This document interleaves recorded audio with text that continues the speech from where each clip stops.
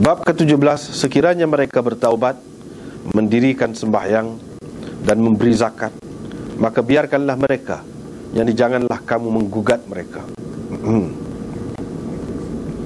Abdullah bin Muhammad al-Musnadi meriwayatkan kepada kami, katanya Abu Rawh al-Harami bin Umarah meriwayatkan kepada kami, katanya Syu'bah meriwayatkan kepada kami dari Waqid bin Muhammad, katanya saya telah mendengar ayahku meriwayatkan dari Ibni Umar bahawa Rasulullah sallallahu alaihi wasallam bersabda, aku diperintah supaya memerangi manusia sehingga mereka bersaksi bahawa sesungguhnya tiada Tuhan melainkan Allah, dan bahawa sesungguhnya Muhammad itu adalah utusan Allah, mendirikan sembahyang dan memberikan zakat. Apabila mereka melakukan semua yang tersebut itu, berarti terpeliharalah darah dan harta benda mereka daripadaku, kecuali dengan hak Islam. Soal hati mereka itu terserah kepada Allah. Kita tengok dulu sekali.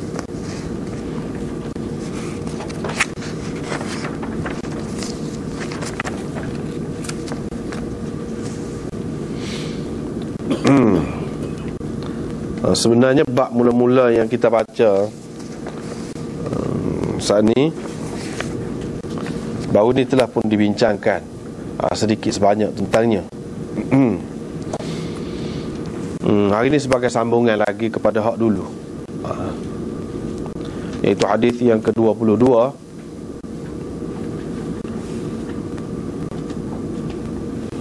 ke-21.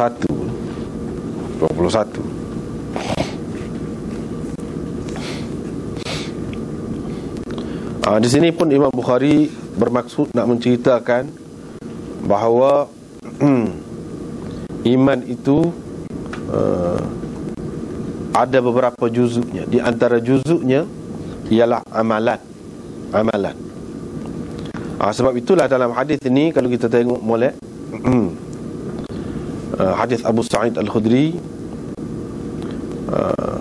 dia meriwayatkan daripada Nabi SAW, baginda bersabda, ahli syurga akan masuk ke syurga dan seterusnya.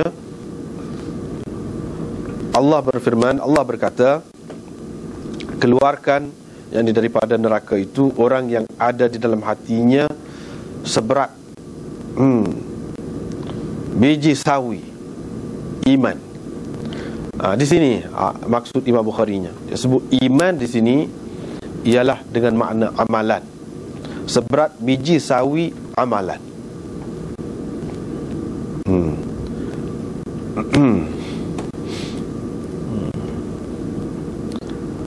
Sedangkan ini dalam riwayat Imam Malik, daripada Amr bin Yahya Al-Mazini.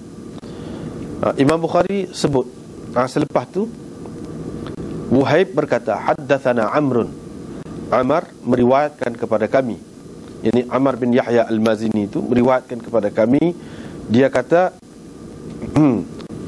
khardalin min khair, gitu, khardalin min khair, yakni seberat biji sawi kebajikan ataupun amalan. Artinya Imam Bukhari nak cerita di sini, hal tersebut dalam riwayat Imam Malik, perkataan iman itu dengan makna khair, yakni amalan. Seolah-olahnya Imam Bukhari nak dengan mengemukakan riwayat Amr, dengan mengemukakan riwayat Wuhaib ini, ia mengambil daripada guru yang sama, iaitu tok guru Imam Malik juga, Amr bin Yahya Al-Mazini, ialah dengan maksud, dia buat mari ini dengan maksud menyatakan iman itu dihuraikan dalam hadis yang lain dengan makna amalan, bukan dengan makna iman yang merupakan tasdik, membenarkan dalam hati itu, tidak, tapi amalan. Itu tujuannya. Baru ni kita banyak dah juga bincang ni. Lepas tu sebab apa Imam Bukhari tidak ambil riwayat Wuhaib tu terus jadikan sebagai asas riwayat dia, tetapi dia ambil riwayat Malik, sedangkan riwayat Malik itu tidak jelas menunjukkan amalan. Imam Bukhari nak ceritanya amalan itu. Beza ahli iman ini dalam amalan, bukan dalam iman. Dalam amalan. Tapi amalan itu sebahagian daripada iman. Mana dia nak ceritanya ahli iman dia berbeza dalam iman. Perbezaan dalam iman itu dapat dilihat pada amalan dia. Dapat dilihat pada amalan dia. Sebab kalau kita pakai iman ini dengan makna iman sungguh, yang ni tasdik dalam hati itu, membenarkan dalam hati itu, tak boleh jadi. Sebab apa? Ada riwayat yang menyebutkan Allah SWT suruh keluarkan orang yang keluarkan daripada neraka, maksudnya orang yang ada di dalam hatinya seberak jagung, iman, seberak biji bali, iman, seberak biji gandum, iman. Jadi tak serupa tu. Sini seberak biji sawi, iman, dia suruh keluar. Jadi kalau kita kata iman tu dengan makna apa-apa yang dipercayai, perlu dipercayai, hak tu tak boleh lebih kurang. Hak tu dia kena sama lah. Tak boleh kata orang ni percaya kepada Rasul, percaya kepada kitab, percaya kepada gini-gini, tapi dia tak payah percaya kepada akhirat. Hanya orang ni kena percaya kepada akhirat tu. Satu pihak lagi tak ada lagu tu. Semua kena percaya. Mana-mana hak termasuk dalam imaniyat, perkara-perkara yang berkait dengan iman tu kena percaya belaka. Tak ada lebih kurang. Kalau ada lebih kurang tak? Dulu dia percaya kepada akhirat, lepas tu dia tak percaya pula, dia kurang. Ataupun dia tak percaya tu, kurang lah dalam bab tu. Tak boleh. Tak jadi iman tu. Iman tak jadi, tidak sah. Jadi apa dalam hadis dia sebut ada seberak jagung, seberak biji gandum, seberak biji bali, seberak biji sawi. Ini menunjukkan iman itu bukan dengan makna yang perlu kita percayai. Kalau dalam istilah dia, dalam bahasa Arab dia sebut mu'man bihi. Perkara yang dipercayai itu semua serupa ya. Seperti mana seseorang Islam yang lain wajib percaya, Nabi pun wajib percaya lagu tu juga. Kalau Nabi sekali pun, apa tak lagi orang lain, serupa ya. Kena percaya kepada syurga, neraka, kena percaya kepada malaikat, kena percaya bahawa semua-semua yang berkait dengan akidah tu kena percaya belaka. Tak boleh kurang kat tu. Ini menunjukkan bahawa ada lebih kurang ni bukan iman itu sendiri, tetapi amalan. Itu maksud Imam Bukhari, amalan. Amalan memang ada lebih kurang lah. Memang ada lebih kurang. Orang ni sembahyang fardu saja. Orang ni selain daripada hak fardu, dia sembahyang sunat juga. Orang ni dia puasa hak fardu saja. Orang ni selain daripada hak fardu, dia puasa sunat juga. Dan begitulah seterusnya lain. Beza tu. Beza pada amalan.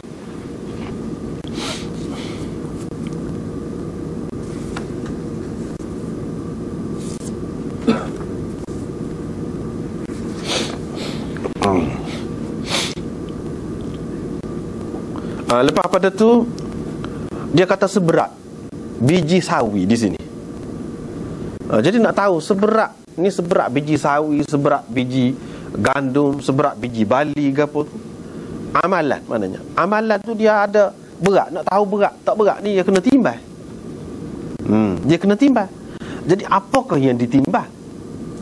Daripada amalan manusia tu apa yang ditimbang? Adakah amalan tu sendiri ditimbang? Ataupun suratan amalan, suratan amalan, iaitu sahaif al-a'mal, buku-buku catatan yang malaikat catat tentang amalan kita tu.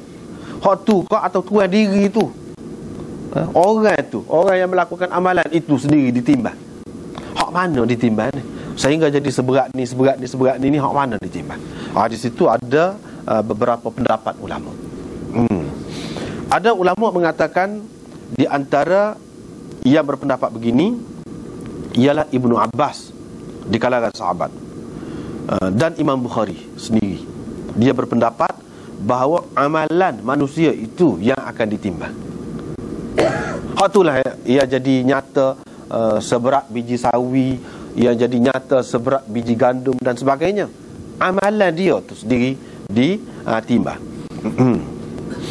Hafiz Ibnu Hajar mengatakan inilah pendapat yang masyhur, dinukilkan daripada ahli sunnah wal jamaah, gitulah. Inilah pendapat yang paling popular lah, kita kata. Tetapi ada juga diriwayatkan daripada Ibnu Umar bahawa dia berpendapat, dia berpegang yang ditimbang itu ialah sahaif a'mal, sahifah amalan seseorang, iaitu suratan amalan seseorang itu.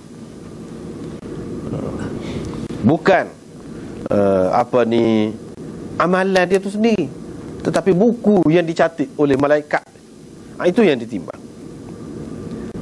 Di antara ulama yang memilih pendapat ini, yang berpendapat seperti ini dan menyokong hal ini, iaitu Imam Qurtubi, Fakhruddin Ar-Razi, dan ramai lagi ulama-ulama tafsir yang lain. Bahkan ada hadis-hadis pun yang menunjukkan yang ditimbang itu ialah buku catatan, buku catatan amalan seseorang itu. Iaitu umpamanya dalam Sunan Tirmizi dan Musnad Imam Ahmad ada satu riwayat daripada Abdullah bin Amr bin Al-As radhiyallahu anhuma, iaitu ada seorang dikemukakan pada hari kiamat nanti, dibuka suratan amalan dia, buku amalan dia. Dalam tu 99 buku dibuka kan, 99. Setiap buku tu panjangnya sejauh mata memandang. Panjangnya sejauh mata memandang. Lepas tu dikatakan kepada dia, adakah malaikat aku telah menzalimi apa-apa terhadap kamu? Malaikat telah berlaku zalim kepada kamu? Tanya. Dia kata tidak. Lepas tu ditanya lagi, kamu ada nak bantah apa-apa kah? Apa yang tercatat dalam ni? Kamu ada kah nak bantah? Nak kata tidak. Orang itu akan berkata tidak, tidak nak bantah. Semuanya pada tak molek berlaku amalan dia. Hak saat ni 99 saat ni tak molek berlaku. Tiba-tiba mari satu kad. Orang panggil hadis ini dikenali dengan hadithul bitaqah, hadis kad. Mari satu kad mari, yang mana ada pada surat tu, kad itu, kalimah syahadah. Kalimah syahadah. Orang tu berasa nak jadi apa dengan hak lain 99 ni, buka sepanjang tu, ni sekeping ni, nak jadi apa kad ni. Dia buat tak ada harapan dia. Dia ni akan lepas, akan selamat. Tetapi apabila dia letakkan kad saat ni di atas timbangan, maka kad saat ni lebih berat, menyebabkan hak sebelah ni, sebelah hak baik ni berat daripada hak baik, hak jahat, hak buruk tu lebih berat lagi. Lebih berat lagi. Maka dia, Allah SWT ampunkan dia, masuk syurga dia ni. Ni nak ceritanya di sini menunjukkan yang ditimbang itu ialah suratan amalan itu. Sehingga kalimah syahadah tu sendiri ada catatan khusus, ada kad khusus. Lepas tu amalan-amalan lain itu yang ditimbang. Hak sebelah lagi tu letak amalan-amalan hak buruk lah. Hak tu lah yang jadi beratnya tadi. Dia berasa tak ada harapan. Mari hak ni duduk sebelah, jadi berat hak ni. Kalau kita kata buku ataupun suratan amalan itu yang ditimbang, hak tu munasabah sikit kita nampak. Munasabah kita agak boleh terima lah. Sebab apa? Dalam bentuk buku kan dia ada berat dia. Dia berjirim, kita kata berjisim, bolehlah ditimbang. Tapi kalau hak pendapat yang mengatakan amalan itu sendiri ditimbang, tu lagu mana? Amalan itu sendiri ditimbang. Mungkin kalau zaman dulu payah orang nak faham. Cuma dah sebut amalan manusia tu ditimbang, terima. Gitulah sikap orang dulunya. Terima. Zaman sekarang ni orang boleh timbang, boleh ukur belaka. Banyak perkara dah boleh ukur. Boleh ukur kepanasan, boleh ukur cahaya, boleh ukur air, meta air, boleh ukur elektrik sebanyak mana diguna. Semua ada alat. Ada alat belaka. Meta perjalanan sebanyak mana kena bayar. Kalau kita naik taksi, naik kereta, ada belaka meta. Metal minyak, boleh ukur, boleh kita tahu berlaku. Dan zaman dulu yang jadi masalah yang orang payah nak terima tu, yang jadi berat tu, sebab apa? Sebab dia kira amalan ini berupa a'rab.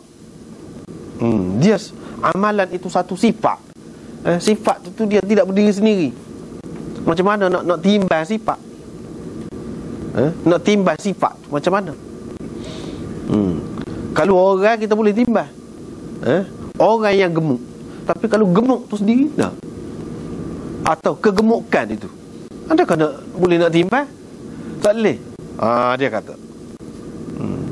Jadi dia tidak, zaman dulu orang payah nak faham benda ni.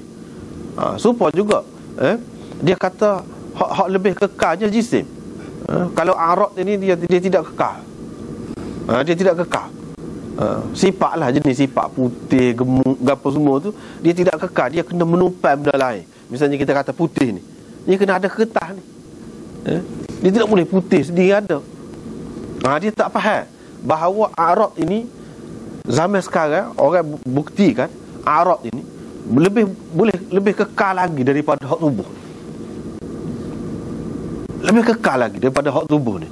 Orang zaman dulu tak nampak, ahli-ahli falsafah dulu tak faham hak tu. Tapi kalau kita zaman sekarang ni, kita boleh faham. Cuba tengok tubuh kita, semasa hidup ada lah, boleh pergi mari kan, boleh pegang. Tapi apabila mati, siapa satu masa tak ada, tak boleh nak kata duduk mana, tak tahu duduk mana. Kalau pergi gali kubur tu, tanah yang ada, siapa ke mereka tu. Tetapi a'rad dia, amalan dia, hak dia tinggal berkekalan. Orang boleh rasa hak dia tinggal tu. Kalau kita tengok gambar dia, ada duduk senyum semacam, misalnya kalau dia senyum, duduk senyum, gambar dia. Mana itu orang ambil rupa dia tu lah a'rad itu. Rupa dia tu lebih kekal lama lagi. Begitu juga suara dia. Kalau kita rekodkan suara dia tu, lebih lama lagi kekal daripada tuan diri tu. Tuan diri tak ada. Tak boleh nak kecek. Tapi suara dia duduk kecek lagi. Dia duduk ceramah lagi melalui CD dia, kita kata melalui kaset dia, masih lagi ada. Ini menunjukkan a'rad itu boleh kekal, bahkan lebih lama lagi, dan boleh diukur, boleh ditimbang. Dan ini sekaligus menunjukkan bahawa kita ahli sunnah ni beruntung. Sebab apa? Kita pegang dengan hadis, walaupun suatu ketika mungkin kita tidak faham, seperti dalam perkara ni. Orang zaman dulu tak faham. Buat-buat Mu'tazilah tolak semua ni hadis ni. Sebab apa? Dia terlalu guna akal sangat. Dia kata mana-mana hadis yang bercanggah dengan akal, kita tolak. Mana boleh a'rad ni lebih kekal, lebih lama daripada jisim. Dia tak boleh terima waktu. Mana boleh amalan ditimbang, tak boleh nak timbang amalan. Jadi dia ingat mana sesuatu yang boleh ditimbang ni hanyalah mana sesuatu yang berjisim. Gitu. Tetapi kita ahli sunnah wal jamaah, nasib baik. Sebab apa? Kita terima hadis itu. Kemudian tengok, keadaannya menyebelahi kita dah sekarang ni. Keadaannya menyebelahi kita, orang semua boleh faham. Semua boleh ukur, angin boleh ukur, gon ni boleh ukur belakang, boleh tahu. Jadi kalau kita kata amalan itu sendiri yang ditimbang, pun tidak jadi masalah. Pendapat yang ketiga, iaitu mereka ini mengatakan tuan diri itu sendiri ditimbang. Tuan diri. Cumanya timbangan tu pelik. Walaupun orang ni gemuk besar, tapi kalau dia tak ada amalan ringan jadi. Situlah nampak. Mana bukan duduk pada tubuh tu. Bukan duduk pada tubuh, tetapi duduk pada amalan. Amalan itulah yang menyatakan berat ataupun ringan manusia pada ketika itu. Ini pun dia ada dalil juga. Golongan yang ketiga ni dia ada dalil juga. Di antaranya hadis yang tersebut dalam Bukhari dan Muslim. Akan datang kita akan jumpa dalam Bukhari ini. Hadis Abu Hurairah, yang itu yang berbunyi, innahu la ya'ti ar-rajulul 'azim as-samin yawmal qiyamah la yazinu 'inda Allah janaha ba'udah. Akan datang orang yang besar, gemuk pada hari kiamat nanti, tetapi beratnya di sisi Allah tidak ada walaupun seberat sayap lalat, sayap nyamuk. Seberat sayap nyamuk pun tak ada berat dia tu. Ini menunjukkan dia tu sendiri ditimbang. Dia tu sendiri, tu diri tu, batal tubuh dia tu yang ditimbang.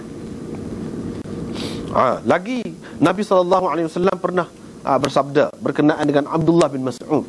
Sebab katanya Abdullah bin Mas'ud ni orangnya kecil, kaki betih dia ni koceh, kita kata betih dia. La rijlu Abdullah asqalu fil mizan yaumal qiyamah min Uhud. Sesungguhnya kaki Abdullah bin Mas'ud itu lebih berat dalam mizan pada neraca esok pada hari kiamat nanti daripada bukit Uhud. Lebih berat daripada bukit Uhud. Yang ni dia sebut kaki dia. Dia sebut kaki dia tu dalam neraca nanti di hari kiamat nanti lebih berat daripada bukit Uhud.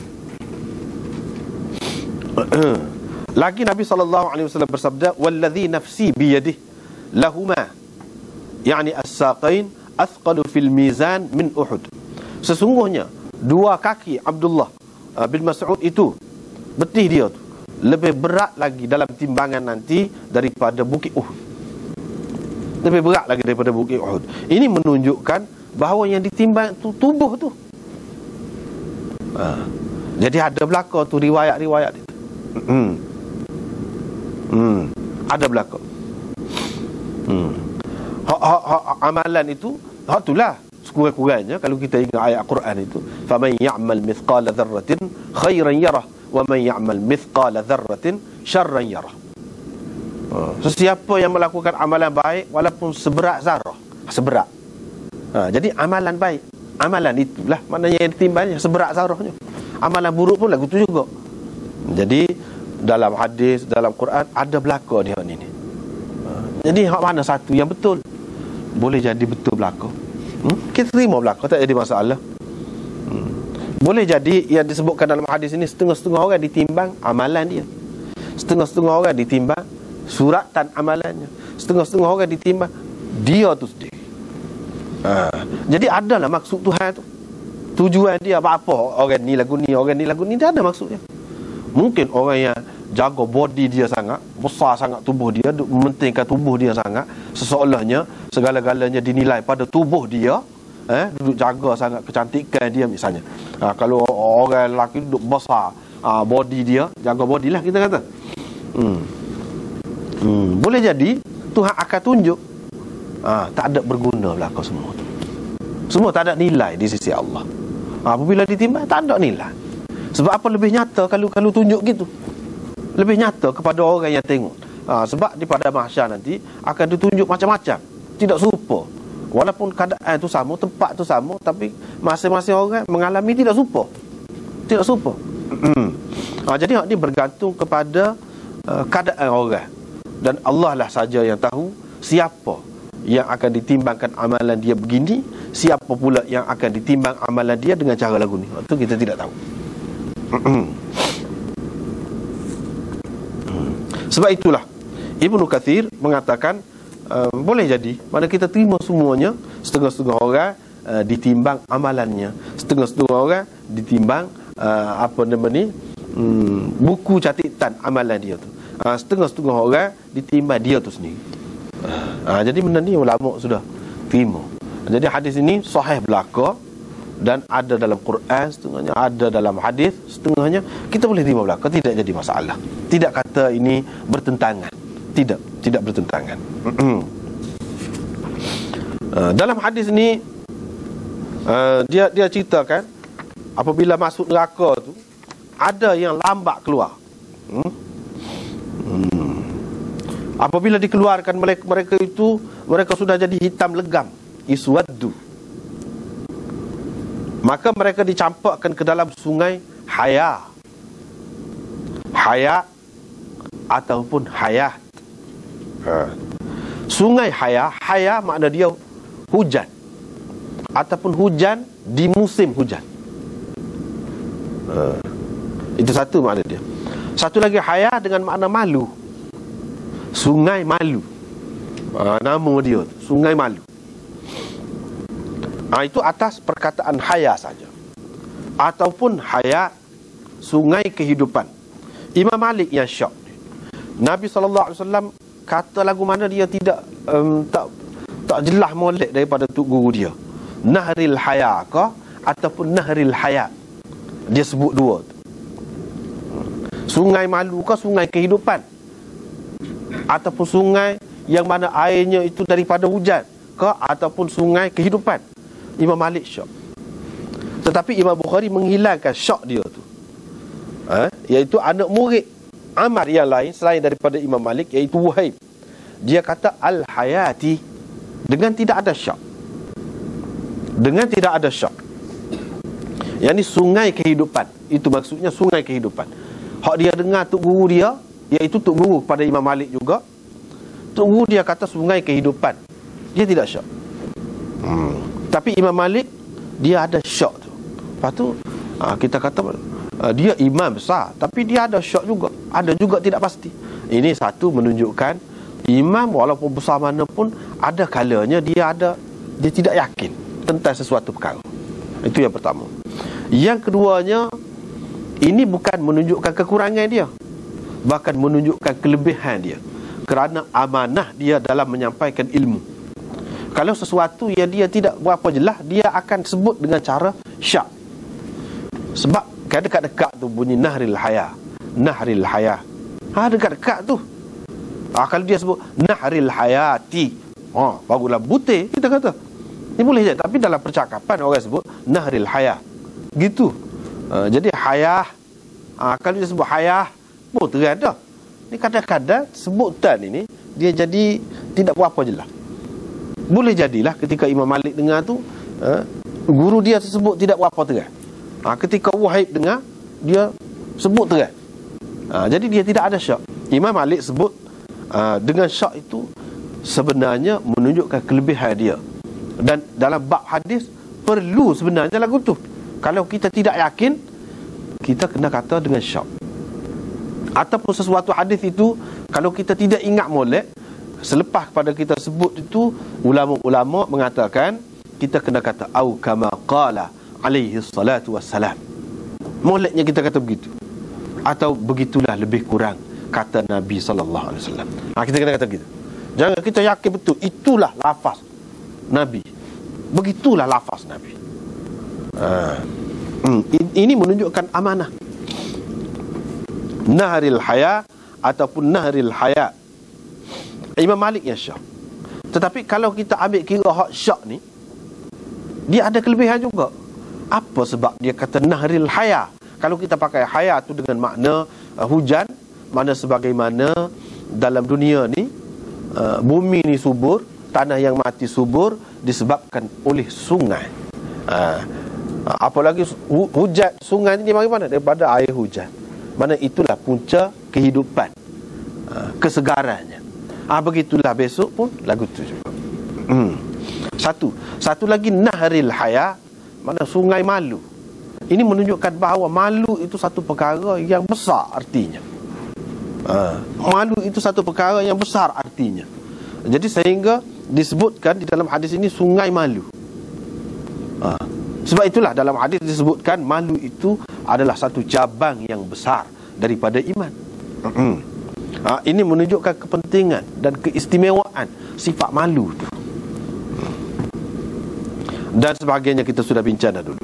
Kalau kita kata Nahril Hayat, maknanya sungai kehidupan, artinya dengan masuk ke dalam tu jadi hidup semula. Jadi hidup semula. Sebelum pada tu mati kah? Tidak. Mana bukan makna mati, tetapi tidak ada arti hidup lah lagu tu. Tidak ada arti hidup. Dalam keadaan siksaan begitu. Arti hidup di bawah ada kalau dalam penuh nikmat. Mereka pun tumbuh seperti pada tumbuhnya biji benih di tepi sungai ataupun dekat banjir. Alam tara annaha takhruju safra multawiyah. Di sini Nabi SAW menggambarkan macam mana kalau tanah yang subur, biji benih yang mudah tumbuh itu dia cepat sangat keluar. Begitulah perbandingannya. Orang yang saat ini jadi hitam legas tu jadi kuning semula, jadi comel semula, dan naik segar semula.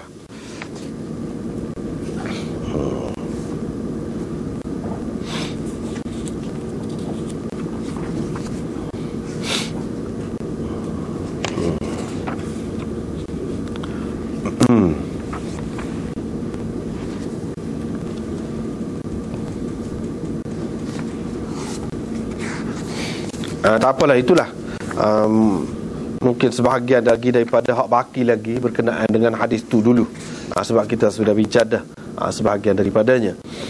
Itulah lebih kurangnya.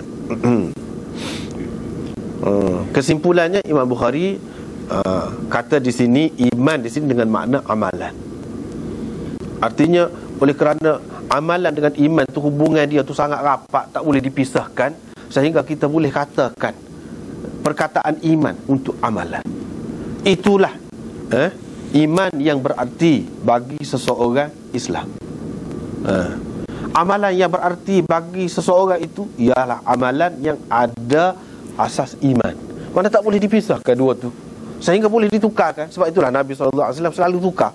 Kadang-kadang tempat iman tu dia sebut amalan khair, kadang-kadang tempat khair tu dia sebut iman. Ini menunjukkan sangat rapat hubungan dia tu. Jadi puak-puak Murji'ah yang mengatakan amalan ni tidak ada kena-mengena dengan iman, tak betul sama sekali. Itulah tujuannya. Supaya apa? Supaya kita ni, orang Islam ni jadi aktif, cergas. Tidak kata satu umat yang hanya berkhayal saja, yang tahu khayal saja, yang tahu bermimpi saja, tetapi satu umat yang buat kerja. Satu umat yang buat kerja, bukan umat yang duduk mimpi saja. Duduk mimpi saja, duduk khayal saja. Bukan lagu tu. Kalau kita tengok di sini, ahli sunnah wal jamaah menekankan iman dengan amalan. Kalau ajaran yang sesat seperti Murji'ah tu, tidak, iman saja, amalan tak ada. Dari segi perbuatannya boleh jadi serupa dengan orang kafir. Itu tidak ada makna. Tidak ada makna. Bukan hak tu cara yang dikehendaki oleh Islam, yang dikehendaki oleh Allah, yang dikehendaki oleh Nabi. Bukan gitu. Tetapi yang dikehendaki oleh Allah dan oleh Nabi, iman yang ada amalan. Mana seseorang itu beriman dengan menganggap imannya itu tak boleh dipisahkan daripada amalan, baru ada makna. Itulah Islam yang sebenarnya. Itu tujuan Imam Bukhari. Lepas tu hadis yang kedua dalam bab ini, Imam Bukhari mari hadis Abu Sa'id Al-Khudri. Beliau berkata, Rasulullah SAW bersabda, ketika saya sedang tidur, saya nampak dikemukakan orang kepada saya, dan mereka berbaju, mereka pakai baju. Ada yang sampai dekat tetek dia, ada yang sampai sini. Saya terjemah apa tadi. Di antara mereka ada yang bajunya hanya sampai kepada teteknya, ada yang singkat lagi daripada itu. Jadi wa minha ma duna dhalik. Ma duna dhalik dalam bahasa Arab ni dia ada dua makna.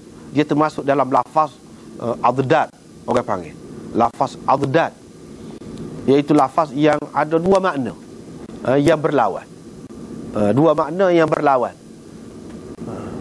Satunya makna kurang, satu makna lebih. Dun itu. Satu makna di belakang, satu makna di depan.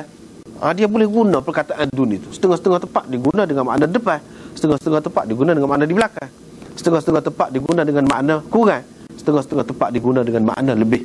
Di sini kita ambil satu terjemahan, iaitu ada yang singkat lagi daripada itu, makna kurang lagi, pendek lagi. Ni kalau sekat tetek sini, kalau atas pada tetek sini, sekat ni ya baju. Baju tu sekat ni. Ataupun kalau mengikut satu lagi makna, di bawah lagi daripada tetek, tapi bawah sikit sekat ni, kita kata. Kalau tetek sekat ni, bawah lagi sekat ni. Dan dikemukakan kepadaku Umar dalam keadaan dia berbaju yang menyeret, yang menyapu tanah. Mana dia pakai baju tu meleret, labuhlah baju dia. Sahabat-sahabat pun tanya, engkau takwil apa mimpi tu, wahai Rasulullah? Nabi SAW kata, agama, ad-din, agama. Di sini Imam Bukhari hak maksud asal dianya, dia ambil ad-din tu sebutir. Apa maksud? Engkau takwil ke apa ni baju ni? Ada hak labuh, hak sikat ni. Nabi SAW kata ad-din. Ad-din di sini Imam Bukhari pakai dengan makna amalan. Agama di sini maksudnya amalan zahir. Itulah yang dimaksudkan dengan ad-din. Seperti mana baju, apabila kita pakai, orang rapakkan baju, bukan hak dalam, hak luar. Kalau ad-din tu dengan makna iman, hak dalam, mana orang nak nampak? Sekat ni tu. Ia boleh nampak sekat ni itu sebab hak zahir lah, hak di luar lah. Ini menunjukkan amalan tu lah hak nampaknya. Orang ni semaya kau tidak semaya. Kalau dalam hati tu dia percaya kau tidak, mana kita tahu. Tak nampak tu, hak nampaknya daripada amalan dia. Jadi begitulah juga di sini. Sebab itu dia gambarkan baju tu dengan din, dan din di situ dengan makna amalan. Sebab amalan itulah yang nyata, dan amalan itulah yang berguna kepada seseorang itu. Seperti mana baju dapat menutup aurat seseorang itu. Baju dapat menyelamatkannya daripada sejuk dan panas. Baju juga memberi kelebihan, kecantikan kepada dia. Begitulah juga dengan amalan. Amalan ini akan dapat menghindarkan seseorang itu daripada neraka, panas neraka, ataupun sejuk neraka, dapat menghindarkan dia. Agama inilah juga dapat mengawal manusia, dapat mengontrol manusia sehingga dia tu layak disebut sebagai manusia. Dia jadi tidak seperti binatang. Agama tu lah. Agama inilah yang menutup keaiban manusia. Kalau sekiranya tidak ada agama, tidak ada din, manusia tidak tahu bagaimana nak hidup, bagaimana sepatutnya cara hidup dia. Dia tidak tahu. Sebab itulah agama di sini dengan makna amalan. Dan kalau kita tengok dari segi amalan, Sayyidina Umar memanglah memang istimewa dia. Jadi di sini disebutkan Nabi SAW mimpi. Ketika duduk tidur dia pun nampak, ditunjukkan orang kepada dia. Ditunjukkan orang kepada dia ni. Ada yang begini, pakai baju ni. Ini ada beberapa perkara dalam hadis ini. Satu, mimpi Nabi SAW adalah wahyu juga. Dia mimpi Nabi SAW tidak seperti mimpi orang lain. Bagi dia mimpi dengan tidak mimpi serupa. Hak dalam mimpi itu dia sebut, hak dalam mimpi dia wahyu juga, makna boleh pakai. Perkara yang pertama. Perkara yang kedua di sini disebutkan salah satu takbir mimpi. Takbir mimpi. Iaitu berkenaan dengan baju. Apa makna baju? Baju ni kalau dalam bab takbir mimpi, dalam buku takbir mimpi banyaklah yang disebut. Di antaranya di sini agama, di antaranya mana suami, isteri. Itu makna baju juga. Hunna libasul lakum wa antum libasul lahunna. Itu kan dalam ayat Quran. Jadi libas tu, pakaian itu juga memberi arti suami ataupun isteri. Kalau orang bagi baju pada kita, ataupun ayah kita nak bagi baju kepada kita, boleh jadi ada sesuatu lah tu dia nak bagi orang. Kau misalnya kita nak kahwin ke kita kah, misalnya kita kata. Kalau perempuan, kalau lelaki pun begitu juga. Maknanya baju ada banyak makna. Jadi baju dengan makna suami isteri itu ada dalam Quran. Pakaian, baju dengan makna agama ada dalam hadis ini. Kita kena tengoklah. Lepas tu dia bergantung pula kepada keadaan orang juga, bergantung kepada keadaan orang juga. Jadi takbir mimpi ni banyak perkara lah. Sebab tu dah dalam hadis kita hadis ni dia ada satu bab suku dah pula, bab takbir mimpi. Dalam Bukhari ni pun ada juga, tapi di hujung nak habis dah. Yang kita mengajar di Masjid Wakhiyah tu, kira-kiranya alah ke hujung dah, jumpa dah, habis dah bab takbir mimpi. Di situ Imam Bukhari ajar usul-usul kaedah takbir mimpi gapo tu berdasarkan hadis. Dia adalah cara-cara dia nya. Di sini disebut dikemukakan kepadaku orang. Jadi orang ni umum luas. Mereka pakai baju, ada yang sampai sekat tetek, mana kira-kiranya tak sempurna lah. Kalau sikat lagi daripada tetek tu lagi tidak sempurna. Kalau ke bawah sikit pun tidak memuaskan juga. Apalagi kalau kita tengok dalam dunia ni, kalau mengikut agamanya, kalau pakai terutama orang perempuan lah, tak sempurna lah kita kata. Walaupun bawah tetek pun, kalau sekiranya nampak perut, itu tidak menutup aurat lagi. Kalau nak pergi berjalan mana-mana pun tidak, tentu sekali tidak selesa.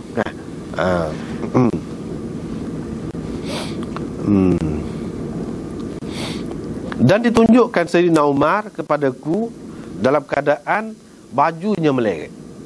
Kita tengok di sini, apa yang dalam mimpi tidak semestinya serupa dalam kenyataan. Sesuatu yang mungkin baik dalam kenyataan tidak semesti baik dalam mimpi kalau kita mimpi. Begitu juga sesuatu yang baik dalam mimpi tidak semestinya baik dalam kenyataan. Sebaliknya. Misalnya kita kata di sini, kalau pakai melerek ni, banyak dalam hadis disebut Nabi SAW larang tak molek tu. Sehingga ada disebutkan dalam hadis, innallaha la yanzuru ila man yajurru thawbahu khuyala. Allah SWT tidak memandang kepada orang yang mengheret kainnya. Mengheret kainnya ketika pakai kain tu labuh lah. Allah SWT tak pandai. Jadi Allah SWT tak kenal lah. Maksudnya tak kenal. Walaupun ulama-ulama bahas pula tu, hak maksud tak kenal tu lagu mana. Dia kata kalau perhati kepada hadis itu sendiri, khuyala dengan maksud sombong, dengan maksud beragah, nak menyatakan meta dia tu, kita kata apa kita kata metanya. Kita tak nak suruh apa satu. Ialah masyarakat kita ni gini. Maksud Nabi SAW tu dia nak cerita masyarakat dia. Masyarakat dia ni, masyarakat Arabnya, orang kalau orang kaya, orang lebih, orang hebat kan, orang yang megah, dia pakai labuh. Dia tidak pakai sikap-sikap. Sikap-sikap ni dalam masyarakat dia, orang yang hina, orang sesak, orang susah, orang yang tidak ternama lah kira-kiranya. Kalau orang yang lebih tu, bahkan dia ada pula 2-3 orang je pegang ekor kain dia tu. Dah labuh sangat ni, nak jalan payah ni, orang ni pegang jojo alik belakang. Tu tanda bersalna lah tu orang tu. Itu maksudnya Nabi SAW lihat kepada keadaan pada masa tu. Boleh jadi orang nak belagak, nak menyatakan kesombongan dia, takabur dia tu tidak serupa dalam zaman yang berlainan ni, tidak serupa. Zaman ni lagu ni, zaman ni lagu ni, zaman ni lagu ni, tak serupa. Boleh jadi kemudian orang nak menyatakan meta dia tu ataupun kesombongan dia tu dengan cara memakai sikap. Boleh jadi. Pada masa tu tak bolehlah sikap. Ini bergantung kepada keadaan. Bergantung kepada keadaan. Boleh jadi kalau zaman dulu orang pakai kalu hak bertampung, hak berjabu tu, orang kata miskin, sesak. Tapi boleh jadi zaman sekarang ni tidak lagu tu hak berjabu tu, dia passion pula. Kalau dengan maksud passion begitu dah terpengaruh dengan budaya lain, serupa juga, tak boleh juga. Dan hadis ni kita tak boleh tengok atas sekara gitu, tak boleh. Kalau pakai labuh larang, labuh tu saja. Tidak gitu. Kita kena faham maksud dia, mafhum dia. Jadi kalau zaman dulu tak ada. Misalnya kita kata spek tak ada zaman dulu. Zaman Nabi dulu tak ada spek. Zaman kemudian pakai spek ni kalau dalam keadaan pakai biasa tak apa. Tetapi ada juga orang pakai spek kan untuk nak menyatakan dia tu lebih, nak menyatakan dia tu hebat. Ada maksud tu. Ini berkait dengan hati. Dengan maksud gapo? Kalau dengan maksud nak menunjuk ke orang, nak menyatakan kita ni kaya, kita maha, boleh pakai hak maha misalnya. Kalau dengan maksud tu, kalau hak maha tu lebih bermutu, itu soal lain. Ni tidak nak menunjukkan kepada orang semata-mata. Itu tak boleh. Itu tak boleh. Ikut gapa-gapa pun, tidak nanti kain saja. Pada pakaian, kasut ke, boleh jadi berlaku. Dia tidak khusus dengan kain saja, tidak. Bahkan kalau kita tengok pada kain tu, Sayyidina Abu Bakar tanya. Ada dalam riwayat disebutkan, Sayyidina Abu Bakar tanya dalam Bukhari sendiri pun ada. Dia sebut, bagaimana saya selalu heret kain, kata dia. Mana saya selalu pakai labuh. Nabi SAW kata, tidak, kamu tak termasuk tu, kamu tidak pakai dengan maksud tu. Jadi ini menunjukkan kalau tidak pakai dengan maksud, labuh tu tidak dengan maksud untuk menunjukkan kesombongan ataupun takabur dia, maka tak apa, tak termasuk dalam hal tu. Barulah kita tengok gitu, barulah kita nampak hadis ini luas. Kita boleh pakai belakang, kita tak boleh kata selalu ke seseorang tu padahal dia pakai labuh tu, dia pakai yang biasa je, cuma dia lebih selesa pakai labuh. Lebih selesa pakai labuh. Kita tak boleh kata selalu orang ni tidak mengikut hadis. Orang ni Allah SWT tak pandai dia. Tak boleh kata gitu. Kena tengok dulu dalam banyak segi, kena tengok dulu. Tak boleh kata gitu. Dan itu untuk lelaki. Kalau perempuan perempuan lebih baik labuh pula. Perempuan lebih baik labuh. Ni untuk lelaki, kalau perempuan lebih baik labuh. Tak apa kalau labuh sikit pun. Kalau menyeret tanah pun tak apa, perempuan tak termasuk dalam hal ni. Sebab tu kita kena tengok dalam skop yang luas hadis, baru kita nampak hadis itu sebagai pedoman, sebagai panduan kepada kita. Dan tidak terikat dengan zaman lah, nampak begitu. Tidak terikat dengan bahan-bahan ataupun benda-benda yang semasa, tak terikat. Boleh jadi hak tak ada lagi pada masa tu, macam spek misalnya, kita boleh termasuk juga dalam hak ni. Itu berkenaan dengan maksud labuh kalau di luar, mana tak molek. Nabi SAW larang. Tetapi kalau dalam mimpi orang tu pakai labuh, tak apa pula, molek pula. Sebab tu kita kata hak tak molek di luar tidak semesti dalam mimpi tak molek. Tetapi misal lagi hak tak molek di luar, kalau kena ikat tangan, kena berkah tangan, tak molek kan luar kan. Tapi kalau dalam mimpi kena berkah tangan, molek. Dalam Bukhari ni sendiri, dalam kitab Ta'bir, dia sebut Abu Hurairah suka, mana kalau orang tu kalau dia kena berkah, suka. Maknanya dia hidup dalam keadaan terkawal, tidak bebas lepas. Gitu maksudnya. Tapi kalau dalam kenyataan ni, kalau orang tu kena berkah, molek kau? Tak molek. Tak suka tu.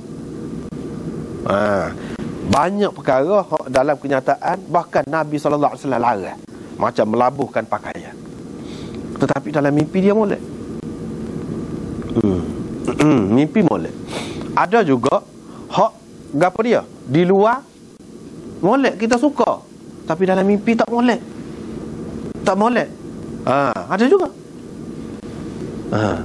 Sebab itulah ada seorang ulama di Pakistan, anak murid dia mari royak ke dia. Dia mimpi pelik, dia kata raja mari masuk dalam rumah dia, mari dengan rumbungan lah, mari dalam rumah dia. Dia pun sambut, tak apalah, masuk. Dia terkejut, pergi tanya untuk guru dia. Oh gitu, kata dia. Cepat-cepat, kata dia, kamu buang habis semua barang-barang berharga daripada rumah kamu, balik selalu, kata dia. Buang selalu. Segala barang-barang yang berharga tu buang selalu daripada rumah tu. Dia pun pergi balik, porah barang tu. Setelah dia pergi jauh sikit, utuh rumah dia. Tengok kan, dalam zahir ni molek kan. Tapi kalau dalam mimpi tidak. Dia ambil mana? Dia ambil daripada ayat Quran. Innal muluka idza dakhalu qaryatan afsaduha wa ja'alu a'izzata ahliha adillah wa kadzalika yaf'alun. Tu ayat tu. Raja-raja ni apabila masuk ke sesuatu negeri, afsaduha, dia akan merosakkannya dan menjadikan penduduknya yang mulia hina. Begitulah yang sering dilakukan mereka. Gitu ayat tu. Tetapi apakah semua sekali setiap raja mari tu tak molek? Tidak juga. Itu bergantung. Inilah atas ketepatan takbir mimpi ni. Apa dia kena tengok banyak perkara. Dia kena tengok orang tu, orang lagu mana, kena tengok masa lagu mana. Banyak perkara lah yang kena perhati. Tetapi itu satu contoh.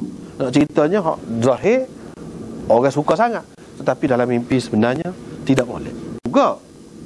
Itu bergantung. Inilah atas ketepatan takbir mimpi ni. Apa dia kena tengok banyak perkara. Dia kena tengok orang tu, orang lagu mana, kena tengok masa lagu mana. Banyak perkara lah yang kena perhati. Tetapi itu satu contoh. Nak ceritanya zahir orang suka sangat, tetapi dalam mimpi sebenarnya tidak molek.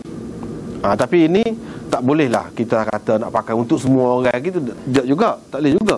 Tengok lagi faktor-faktor lain. Tengok lagi.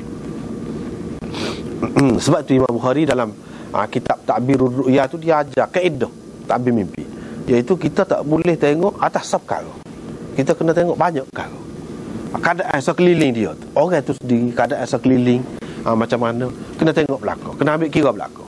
Dan lafaz yang digunakan, lafaz gapo, kena jelas molek. Lafaz itu ada berapa makna, kena tengok belakang. Dan kena ingat Quran, dalam Quran lagu mana, hadis lagu mana, baru tepat takbir mimpi. Jadi Nabi SAW takwilkan. Bila sahabat tanya, kau takwil apa? Dia kata agama. Dia takwil agama. Takwil agama. Jadi kita tengok di sini nampaknya dikemukakan Sayyidina Umar ini lebih daripada orang lain. An-nas disebut manusia. Kalau manusia ni semua manusia lah kiranya. Adakah Sayyidina Umar ni lebihnya gitu sehingga lebih daripada Sayyidina Abu Bakar? Itu timbul persoalan. Sedangkan kita maklum Sayyidina Abu Bakar ni dia anggap lebih lagi daripada yang lain, lebih lagi daripada Sayyidina Umar. Di sini dibandingkan Sayyidina Umar dengan orang lain. Orang lain itu semua orang, disebut orang tu tak termasuk Sayyidina Abu Bakar. Lagu mana? Adakah termasuk Sayyidina Abu Bakar? Kau lagu mana? Jawabnya tidak, tak termasuk. Di sini ada beberapa perkara. Satu, kalau kita pakai An-Nas itu, ada kalanya dalam bahasa Arab ni dia sebut umum, tetapi maksudnya bukan umum, khusus. Lafaz itu umum, tapi yang dimaksudkan bukan umum, tetapi khusus. Misalnya kita kata, bahasa kita pula tu. Cuba kita tepat guna tu. Misalnya dia buat tak sedap lajuk, ataupun makanan tak sedap lajuk. Kita ada dalam rumah tu ada 7-8 orang. Kita pun kata dah, makanan lagu ni tak ada orang nak makan. Tak ada orang nak makan lagu ni. Lagu ni bui kita kata. Misalnya kita kata tak ada orang nak makan. Jadi tak ada orang situ maksudnya semua orang dalam dunia kau. Dan tak sedap sangat kau sehingga tak boleh makan, kau jadi racun kau makanan tu. Boleh jadi hak sesak, boleh jadi hak lapar sangat makan. Kalau tahu tu dia pokok dia tu tak boleh makan. Jadi orang situ maksudnya pokok dia. Bukan semua orang dalam dunia. Tak ada orang nak makan benda lagu tu. Orang di situ bukan makna semua orang. Orang tu maksud pokok dia. Bahasa kita pun ada juga lagu tu kan. Semua juga di sini. Jadi orang di sini makna adalah hak kecuali itu. Tapi kalau nak kira dengan hak ramah, maka Sayyidina Umar ni lebih daripada yang lain. Itu satu. Yang keduanya, di sini dia sebut orang. Lepas tu baju tu 2-3 peringkat je baju sini. Soalnya hak baju sekat tetek, so lagi hak sikat lagi ataupun bawah sikit, so lagi hak meleret. Sedangkan baju ni kalau kita nak kira saiz dia banyak lagi. Sampai dekat pusat boleh jadi, sampai sekat pohon boleh jadi, sampai sekat lutut boleh jadi, sampai sekat betis boleh jadi. Tak ada sebut sini. Di sini maksudnya nak menggambarkan secara umum, perbandingannya dengan umum. Beza Sayyidina Umar ni dengan ramai orang ni jauh sekali. Nak banding Sayyidina Umar dengan kebanyakan orang, jauh sekali. Sehingga kalau kita nak kata orang lain tu pakai baju sekat tetek, dia ni bukan sekat tu, lama meleret, jauh tu dengan orang lain, hak banding dengan orang lain. Tidak kata ada pula ditunjukkan di sini hak pakai sekat buku lali kau. Nah, kalau sekat buku lali tu mana dekat. Dekat juga dengan dia meleret. Ni buku lali dekat juga. Kita kata ni dia nak sebut sini jauh perbezaan di antara Sayyidina Umar dengan kebanyakan orang tu. Bukan nak ambil kira orang-orang tertentu, ada beberapa orang. Tidak. Tidak. Itu yang kedua. Jawapan yang ketiganya, ini ditunjukkan kepada Nabi SAW kelebihan Sayyidina Umar. Dan kelebihan ini adalah kelebihan juz'i. Orang panggil kelebihan juz'i, bukan kelebihan keseluruhan. Dari segi keseluruhan, dalam sudut-sudut tertentu dia ada kelebihan tu. Misalnya dalam hadis ada disebutkan tentang tukar-tukar ban ni, muazzin ini. Pada hari kiamat nanti akan diberikan mahligai kepada dia tu, sehingga semua orang termasuk nabi-nabi pun jadi berasa nak, berasa teringin nak seumpama dia tu. Jadi apakah nabi tidak dapat? Nabi-nabi tidak dapat setara dia tu. Maknanya pokok muazzin tukar ban ni lebih daripada nabi kau pula. Tidak maksud gitu. Dia nak rayaknya sesuatu keistimewaan khusus yang diberikan kepada dia, sehingga kalau orang yang lebih pun maknanya berasa molek dia ni. Kalau boleh kita pun maknanya kita suka juga. Bukan debek lah, bukan benda debek, bukan benda kodi, bui itu tidak. Tetapi sehingga Nabi-Nabi pun berasa kena. Bukan bermakna dia pokok dia tu lebih daripada Nabi, tidak. Makna hak diberikan kepada dia tu sesuatu yang istimewa. Kan berapa ramai kita, kalau rumah kita comel dah, sport istana dah pun, kalau kita pergi tengok istana hak lain comel, kita kena juga. Kita kena juga. Bukan makna hak kita tu kurang daripada hak dia, tidak. Tapi nak ayat hak dia ni pun ada satu kelebihan tersendiri yang berbeza daripada hak kita. Sehingga siapa saja pun kalau tengok akan kena. Gitu maksudnya.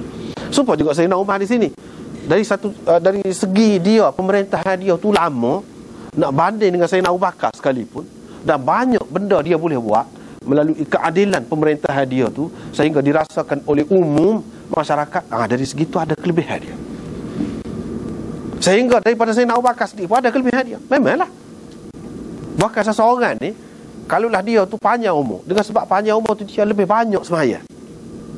Lebih banyak semaya pun dia sudah jadi lebih dah daripada hak pendek umur tu. Kerana tu saja.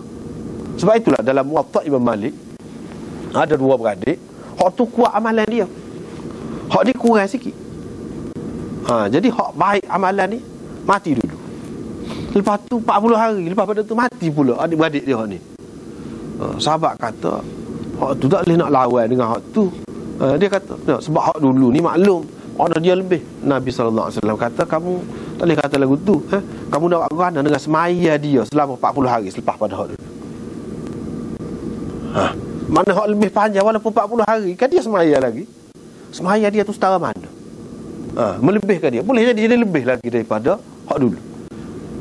Ini makna kelebihan dari segi panjang umur. Dari satu segi, kalau panjang umur diisi dengan amalan yang baik, maka ada kelebihan. Ada kelebihan. Begitu juga dengan Sayyidina Umar ni, dia ada kelebihan dengan sebab panjang masa dia memerintah tu. Berbeza dengan Sayyidina Abu Bakar. Walaupun Sayyidina Abu Bakar ada kelebihan yang lain, kita tidak nak cara hak kelebihan tu, kelebihan ni. Begitu juga ditunjuk di sini, maknanya dari segi pemerintahan itu. Misalnya, dari segi pemerintahan itu dia ada kelebihan daripada Sayyidina Abu Bakar. Bukan makna dari semua sudut. Bukan makna dari semua sudut. Kalau nak kira dari segi semua sudut, maka Sayyidina Abu Bakar lah yang lebih. Sebab apa? Hadis-hadis yang menunjukkan Sayyidina Abu Bakar ni lebih sampai ke peringkat mutawatir. Sedangkan hadis ini hadis ahad. Beza tu kedudukannya. Sayyidina Abu Bakar ni kelebihan dia tu bahkan dipercayai lebih lagi daripada Sayyidina Umar. Itu adalah ijma' ummah. Ijma' ummah. Semua sepakat dah. Jadi ijma' tu besar makna dia. Lepas tu kita tengok dalam perkara-perkara, banyak perkara ni semasa Nabi lagi pun beza jauh Sayyidina Abu Bakar dengan Sayyidina Umar. Sayyidina Umar gelisah kadang-kadang, Sayyidina Abu Bakar tenang. Banyak tempat mana Sayyidina Umar terpaksa ditenangkan oleh Sayyidina Abu Bakar. Sayyidina Abu Bakar tenang. Walaupun nampak Sayyidina Abu Bakar ni lembut, tapi ada ketika-ketikanya tempat perlu kerah, Sayyidina Abu Bakar kerah lagi daripada Sayyidina Umar. Misalnya akan datang kita akan jumpa, akan datang kita akan jumpa Sayyidina Umar kata macam mana kita nak perang dengan perempuan ni. Dia pun mengucap juga. Sayyidina Abu Bakar kata tak boleh, dia nak perang semacam. Tengok kerah situ. Lepas tu Sayyidina Umar akhirnya dia fikir betul Sayyidina Abu Bakar, dia terima. Situ nampak Sayyidina Abu Bakar ni hak lebihnya. Tapi di sini bukan nak bandingkan dengan Sayyidina Abu Bakar dari semua sudut, tidak. Kalau kita kira hak ni termasuk Sayyidina Abu Bakar pun dari setengah-setengah sudut. Dari setengah-setengah sudut, bukan dari semua sudut. Itu maksud di sini. Dan kalau kita tengok Sayyidina Umar ini, yang dimaksudkan dengan Nabi SAW kata lebih agama dia ni, din lebih dia. Agama dia ni kalau kita tengok dalam sejarah Sayyidina Umar, bukan hanya dalam bentuk ibadat khusus saja, tidak. Bukan dalam bentuk tu. Sayyidina Umar sebagai pejuang, Sayyidina Umar sebagai mertua Nabi, Sayyidina Umar sebagai apa lagi, pemerintah, Sayyidina Umar macam-macam lagi, sebagai macam-macam lagi. Itulah yang dikatakan agama. Sayyidina Umar yang berjalan tengah malam pergi tengok hal rakyat dia, hal ehwal rakyat dia tu. Sayyidina Umar lagu tu lah. Hak tu dikatakan agama oleh Nabi SAW. Ini menunjukkan bahawa agama yang dimaksudkan oleh Nabi, yang dimaksudkan dalam Islam ini ialah bukan berbentuk ibadat khusus sahaja, berupa sembahyang, puasa, haji saja, tidak. Bahkan ada kalanya kalau seseorang tu jaga hak tu saja, berat atas hak tu saja, sedangkan tak cara hak lain tak jadi, tidak sempurna. Sebab kalau kita tengok di sini hak agama yang ditunjukkan Sayyidina Umar di sini, Sayyidina Umar tu lagu mana hidup dia? Kan macam-macam kan hidup dia. Bukan dia hidup beribadat begitu saja, tidak. Begitu juga dalam Quran disebut din, perkataan din ini, agama ni, dia tidak dengan makna ibadat khusus saja. Seperti setengah-setengah kalangan faham kalau kata agama ni kan ibadat. Tidak. Dalam bab melaksanakan hukum hudud, hukum had misalnya, hukum sebat dalam Quran, az-zaniyatu waz-zani fajlidu kulla wahidin minhuma mi'ata jaldah. Suruh sebat 100 sebatan. Wala ta'khudhukum bihima ra'fatun fi dinillah. Jangan kamu berasa kesian belas dalam melaksanakan hukuman had ke atas mereka dalam melaksanakan dinillah, agama Allah. Jangan kamu berasa kesian belas. Jadi hak tu dia kata din juga. Bukan din ni semaya. Puasa saja tidak. Ramai orang zaman kemudian ni dia keliru. Dia ingat agama Islam ni seperti agama lain, hanya ibadat begitu saja, upacara begitu saja. Tidak. Kalau kita tengok dalam ayat Quran, kita tengok dalam hadis ini, kita tengok daripada amalan Nabi SAW sendiri, dia kata dia beragama tu lagu mana? Jelas kita nampak agama tu luas. Maknanya orang yang jaga hidup dia mengikut syariat Allah Subhanahu Wa Taala. Orang yang menjalani hidup dia dengan mengikut Al-Quran dan Sunnah. Itulah agama. Boleh jadi dalam bentuk ibadat khusus, boleh jadi dalam bentuk berniaga, boleh jadi dalam bentuk dia menjahit, boleh jadi dalam bentuk dia memerintah, boleh jadi dalam bentuk dia perang pergi bunuh orang. Agama lah tu orang panggil. Kalau sekiranya semuanya itu di bawah panduan, di bawah suluhan agama.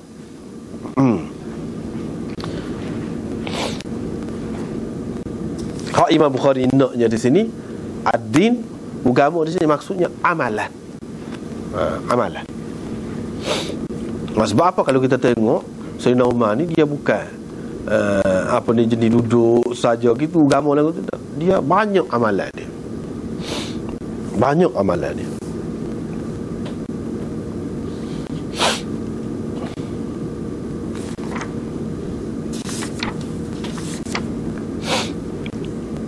Lepas pada tu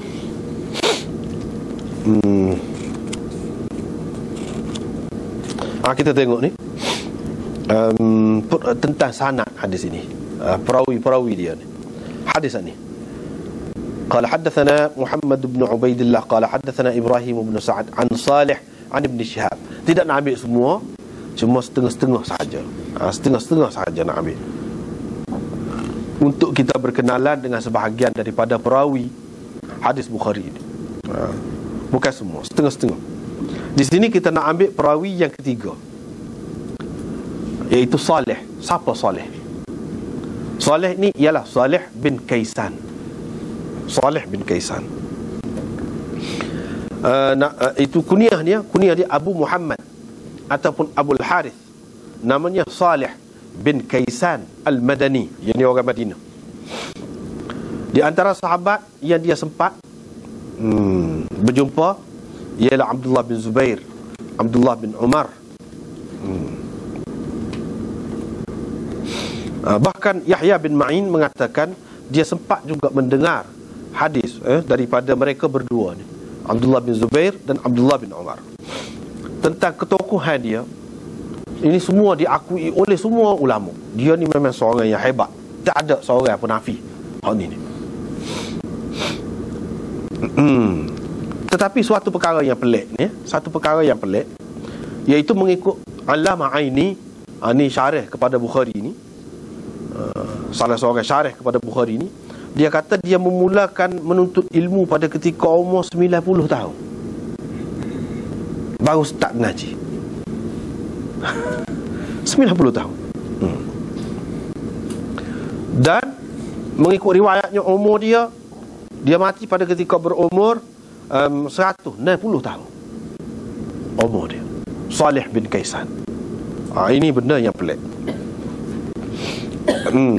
Tetapi kalau mengikut Hakim, dia mula belajar ketika umur 70 tahun. Tetapi pendapat ini tidak kuat, sebab kalau kita kata 70 tahun bermakna dia dah dengan Nabi SAW. Tak, tidak gitu. Yang betulnya hak tadi, iaitu 90 tahun. Maknanya kesimpulan yang boleh kita buat je kan, mengaji ni tidak nanti muda. Kalau tua pun, kalau kita bersungguh, insya-Allah kita akan dapat. Bahkan jadi tokoh seperti Salih bin Kaisan, perawi kepada kitab-kitab hadis. Dalam Muwatta pun ada, dalam Muslim pun ada, dalam Bukhari pun ada berlaku. Dia ni Salih bin Kaisan. Itu pengajarannya yang dapat kita ambil, iaitu mengaji ni bila-bila masa pun, tua pun tidak menjadi halangan. Bahkan Imam Abu Hanifah sendiri yang terkenal sebagai tokoh tu, 20 tahun baru start ngaji. 20 tahun baru start ngaji. Sebelum pada tu tidak ngaji mana lah, tidak ngaji mana. Saleh ni pun tidak mengaji mana lah. Bukan makna dia tidak tak dengar langsung, tidak dengar juga, tapi tidak ngaji secara agama lah kita kata. Mengaji secara agama ni umur 90 tahun baru itu.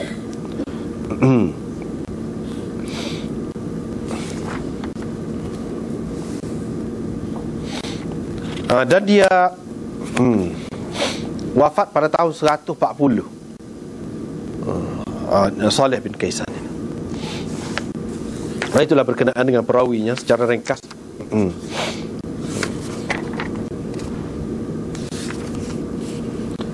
Lepas pada tu, babun al-haya'u minal iman. Kita baca sebab lagi.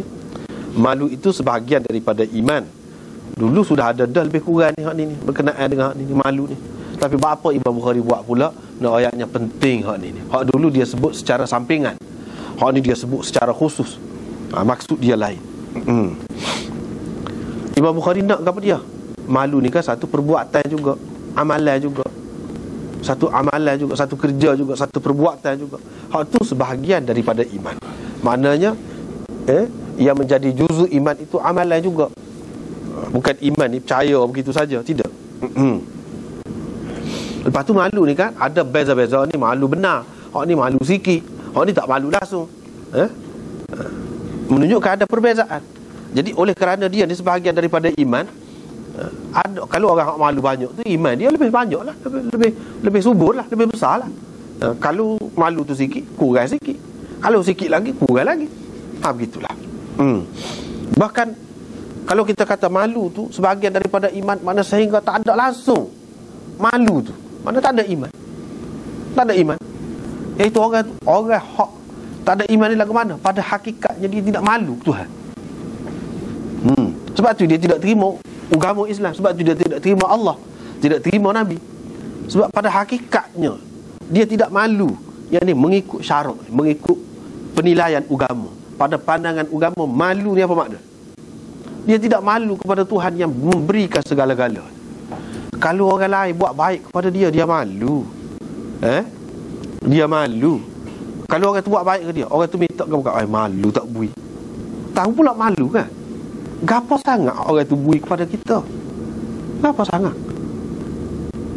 Banyak kan kita malu gini sebab apa? Sebab orang tu telah berjasa, berbudi kepada kita. Tapi kalau kita fikir gapo sangat benda hak dia bagi kepada kita, Allah SWT bagi gapo? Segala-galanya. Hak tu pula tak malu, tidak berterima kasih. Berterima kasih kepada Allah bermakna bersyukur. Syukur kepada Allah, kita terima dia tu lah. Kita terima dia sebagai Tuhan. Ni tolak ke tepi dia. Kita terima hak lain pula. Kita anggap hak lain pula yang buat langit bumi ni, yang buat segala-galanya bagi kepada kita ni hak lain pula, sehingga kita sembah hak tu. Hak ni terlalu tidak mengenal budi. Sebab tu dia jadi kafir itu. Dia tutup nikmat Allah SWT. Kafir, kafara maknanya tutup dalam bahasa Arab. Dia tutup hak tu. Tak nampak dah Allah yang sebenarnya bagi segala-galanya kepada dia, tutup hak tu, buka hak lain. Sebab itulah Allah SWT tidak memaafkan orang yang syirik kepada dia tu. Sebab itulah. Sebab apa? Orang ni tidak malu sebenarnya. Tidak malu. Kalau Nabi sebagai manusia, Allah tu kita tidak nampak, kita tidak boleh berhubung secara langsung dengan dia, dan dia tidak boleh tunjukkan kepada kita sebagai contoh untuk diikuti. Dengan sebab itu dia bagi Nabi. Nabi tu boleh kita ikut sebab dia manusia. Lagu mana nak puasa? Ada pun Tuhan tak ada nak puasa ke apa tu, tak ada. Dia suruh kita puasa. Kita nak turut lagu mana cara? Nabi. Segala-galanya ditunjukkan melalui orang, iaitu Nabi. Banyak benar jasanya kepada kita. Kalau manusia, ada satu orang tu dia cerita. Cerita ni cerita betul lah. Dia pergi ke Mekah. Kebetulannya naik bah tu nak jatuh dia. Kebetulan ada satu orang Malaysia juga. Kerana orang itulah sekat tu, jadi tak jatuh dia. Kalau tidak tengah-tengah bah tu derah, sudah jatuh dah dia. Tapi kerana ada satu orang ni nak sekat, jadi tak jatuh dia. Lepas pada tu jadi baik, mesra dia. Dah jadi adik-beradik angkat pula dia. Tua dah orangnya, tua dah. Kedua-dua tu tua dah. Lepas tu apabila balik jadi pergi marilah, jadi mesra, jadi baik. Kerana tu Nabi SAW menyelamatkan kita setara mana sepatutnya kita berterima kasih kepada dia. Apabila kita berterima kasih, itulah dia ajarkan selawat kepada dia, ingat ke dia.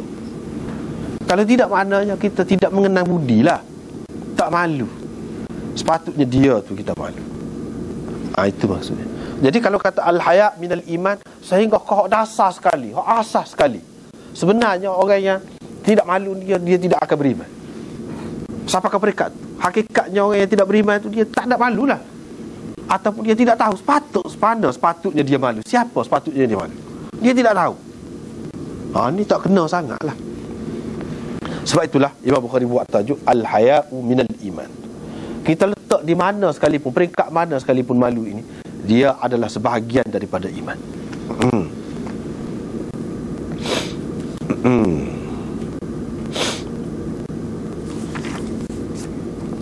Baiklah. Dalam hadis ini disebutkan Nabi SAW lalu dekat seorang Ansar, yang mana Ansar tu duduk nasihat kepada saudara dia tentang malu. Nabi SAW kata biar dia lah, malu tu sebahagian daripada iman. Nasihat di sini tentang malu ni pasal hak tu malu lebih. Kira-kiranya pada hak seorang lagi ni, hak jom nasihat ke dia ni, tak ada kerja ni kalau malu sangat. Jadi dia kata tak usah lah gitu mau. Nabi SAW larang, biar ke dia. Allah kemalu ni Allah kemolek. Walaupun kita kata Allah kelebih pun molek, tak apa.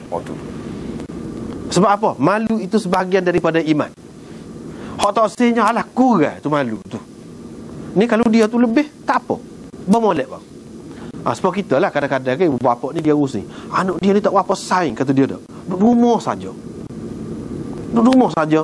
Ada orang yang mengadu hak kepada saya sendiri pun ada. Dia kata, buat apa anak dia ni? Sebenarnya molek tu. Saya kata lebih baik tu, biar ke dia lah. Sedang molek, cuma kita isi dia. Kalau dia sudah berasa selesa duduk di rumah tu, sedang molek, isi dia dengan baik.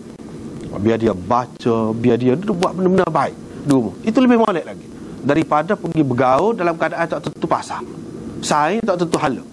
Dalam keadaan sekarang ni, di luar ni macam-macam fitnah. Jadi kalau dia tu sudah ada keinginan dah untuk duduk rumah, bos dah molek, tak duduk halak dia pergi keluar lah. Dan dia supa juga ni. Sebab apa? Asas dia tu sudah molek dah. Cuma kita kena jagalah. Janganlah mana jadi telajak. Sebab itulah Nabi SAW dia puji perempuan-perempuan Ansar. Nabi SAW kata, la yamna'uhunna al-haya an yatafaqqahna fid din. Malu tidak menegah mereka untuk mendalami agama. Ni puak-puak perempuan Ansar ini, sehingga dia tanya Nabi SAW tu, tanya tu mana perkara yang sulit sangat. Orang perempuan ni ada juga ke berihtilam, kata dia. Dia tanya, berihtilam ni makna mimpi lah. Mimpi mana sehingga terkeluar air mani. Dia tanya benda lagu tu, tanya Nabi SAW. Nabi SAW puji. Mana tak apa, tidak kata nak tanya tu kena tulis surat ke tak, kena nusuk ke balik tabir ke tak. Tak. Dia tanya depan-depan gini. Dia tanya. Jadi maknanya tak apa. Bukan malu maksud dalam agama ni, malu seperti orang ramai faham dia, tidak. Sebab itulah ulama membahagikan malu itu terbahagi kepada dua. Satu malu tab'i dia panggil, satu malu syar'i. Malu tab'i ni dia mengikut tabiat. Malu mengikut tabiat. Bahkan bukan sahaja kita tengok manusia dia mengikut tabiat kejadian dia ni ada malu. Setengah-setengah binatang pun ada malu juga. Setengah-setengah binatang pun ada malu juga. Misalnya ayam api, tahu ayam api ini mengikut penyaksian saya sendiri. Ayam api ada tanduk atas kepala, bitik-bitik gitu, sepuluh dengan burung puyuh tu, tapi dia besar lah ayam api. Ayam api ni kalau depan orang dia tidak mengawal. Pelik. Saat ni dia sudah nak mengawal, bila orang lalu dia tak jadi. Itu ayat. Sebab tu kata setengah-setengah binatang dia ada, tapi Tuhan buat tu ada. Kalau dia tak boleh tutup oleh kerana dia ni tak ada asal dia ni sifat malu tu, binatang kebanyakan, Tuhan tutup juga kemaluan dia tu dengan ekor, dengan macam-macam Tuhan tutup. Cuba perhati. Sebab apa? Sebab malu tu dia ada juga tu. Kalau dia tak boleh usaha, tak boleh ikhtiar, Tuhan bagi kepada dia. Manusia tidak begitu. Sebab manusia ada ikhtiar. Dengan sebab itu kena pakai baju. Kalau tidak tertutup. Jadi kalau kita perhati di situ, malu ni ada dua. Malu tabi'i. Tabi'i ni hak semula jadilah. Hak semula jadi ni hatta pada setengah-setengah binatang pun ada. Kalau manusia banyak lagi lah. Kalau kita tak boleh bayangkan ada pada binatang pun ada pada manusia. Orang tu berbudi dengan kita berasa malu dengan dia, nak tolak permintaan dia, malu. Ini ada. Itu malu hak tabi'i. Kita malu kalau terdedah, tak ada pakaian ke apa, nak tubik keluar, itu hak tabi'i. Tetapi kalau ada juga manusia sekarang ni, terutamanya mengikut hak ni lah, cara hidup barat ni, tak ada dah malu. Hak tabi'i tu pun terkikis juga, hilang. Telanjang pun tak malu. Bahkan ada setengah-setengah tempat tu dulu telanjang orang pergi di tina jantan, tak kisah. Ini sudah teruk benar dah, hilang dah fitrah. Fitrah tu hilang dah. Tu berat benar dah lah. Tapi kalau nak kira manusia hak biasa ni, umumnya tak kira bangsa gapo, agama gapo, duduk mana, dia ada malu. Mesti ada. Ada malu berdasarkan tabi'i. Hak tabi'i ni tidak dikehendaki di sini. Bukan hak ni yang maksud malu, hak dalam hadis ni. Tetapi hak syar'i. Hak tu hak kena malu. Hak tabi'i, ada kalanya seseorang tu kalau dia duduk dalam lingkungan masyarakat yang mendedahkan perut dia. Misalnya kalau orang di India, dia pakai sari. Pakai sari tu nampak perut ni, pusat jelu, nampak. Tapi masyarakat dia tak ada apa. Dia tak ada malu pula situ. Masyarakat dia memang tidak berasa malu, tidak berasa apa, tidak berasa segan. Jadi lagu mana kita nak kira? Boleh jadi kita berasa kalau masyarakat kita sekarang ni, tu masyarakat dia, masyarakat kita setengah-setengah dia tak berasa malu, buka kepala dia, dedah kepala dia, tak pakai tudung, tak malu. Kalau mengikut hak tabiat semula jadi pun dia berasa tak ada apa. Tak ada terhalang, dia halal oleh hak semula jadi tu, tak ada. Sampai ke peringkat tu. Agama aja kita kena malu di situ. Nampak perut saat ni tak boleh, lagu tu tak boleh, kena malu. Tak buka, tak tudung kepala, tak boleh, kena malu. Kena malu. Kalau buat juga mana tak nak malu lah tu. Tak nak malu mengikut syarak. Dan malu mengikut syarak dia ada kaitan dengan haya akli, yakni malu yang berdasarkan akal. Mana kita berdasarkan kita fikir, benda ni tak boleh, kita patut kena malu. Sebab apa? Sebab gini-gini. Dia ada kaitan dengan akal itu. Lepas pada tu hak syarak ni, hak maksud dianya, iaitu kita kena malu atas perkara yang benar, atas perkara yang dilarang oleh syarak. Walaupun benda tu orang tak tengok pun, tak ada siapa tengok, tak ada berkait dengan siapa-siapa pun, kita kena malu juga. Bukan makna berkait dengan orang saja, dengan diri kita sendiri. Kalau kita tak semaya, kena malu. Kena malu kalau kita tak semaya. Tak nak kena mengenal dengan orang itu, kita kata. Itu maksud malu di sini. Tetapi oleh kerana malu itu, dia menjadi asas, menjadi asas kepada nak beriman ni, maka disebutkan malu tu baik semua sekali. Sebab daripada dia ni adalah anak tangga, untuk mudah kita nak beri pahal kat orang. Kalau orang kafir sekalipun, kalau kita perlu berterima kasih kepada sesama kita kerana jasa dia, budi dia, Allah SWT banyak beri nikmat kepada kita, tak patutkah kita berterima kasih kepada dia? Dalam agama panggil bersyukur, dan syukurnya lagu mana? Iaitu kita terima dia sebagai Tuhan. Mudah nak faham, mudah nak faham. Daripada sifat malu itulah kita bertolak daripada sifat malu. Bahkan malu yang dimaksudkan dalam agama ni, iaitu seperti yang tersebut di dalam hadis Tirmizi misalnya. Nabi SAW bersabda, istahyu minallahi haqqal haya. Qala qulna ya Rasulullah inna nastahyi walhamdulillah. Qala laysa dhalik walakin al-istihya minallahi haqqal haya an tahfaz ar-ra's wama wa'a wal batn wama hawa wa tadhkur al-maut wal bila ومن أراد الآخرة ترك زينة الدنيا فمن فعل ذلك فقد استحيا من الله حق الحياء. Ini dalam Tirmizi ada sebut. Riwayat Abdullah bin Mas'ud, dia berkata Rasulullah SAW bersabda, hendaklah kamu benar-benar malu kepada Allah. Sahabat kata, kami pun kata, Abdullah bin Mas'ud kata, kami pun kata, alhamdulillah kita ni malu dah, kira-kira kepada Allah malu dah. Mana dia faham dalam maksud malu hak Nabi nak tu, malu ni malu syar'i, bukan malu tab'i. Tidak, malu syar'i tu kita sudah malu dah, kita sudah Islam dah, kita sudah buat dah Tuhan suruh, kita sudah tinggal dah banyak Tuhan larang. Nabi SAW kata bukan itu maksudnya. Tetapi malu yang sebenarnya kepada Allah SWT ialah engkau menjaga kepala dan apa yang terkandung dalam kepala tu. Maknanya engkau menjaga kepala dan fikiran, jaga tu. Jangan siapa buat mikir benda-benda yang tidak molek. Itu makna malu. Dan jaga perut dan kandungannya, isi perut. Jaga perut dan isi perut. Maksudnya jaga perut dan isi perut, jaga benda-benda yang halal, haram, kena jaga. Dan engkau ingatkan mati. Engkau ingatkan masa kita menjadi binasa, menjadi hancur lebur. Orang yang mahukan akhirat, dia akan meninggalkan perhiasan dunia. Sesiapa yang melakukan begitu, berarti dia telah malu kepada Allah dengan sebenar-benar malu.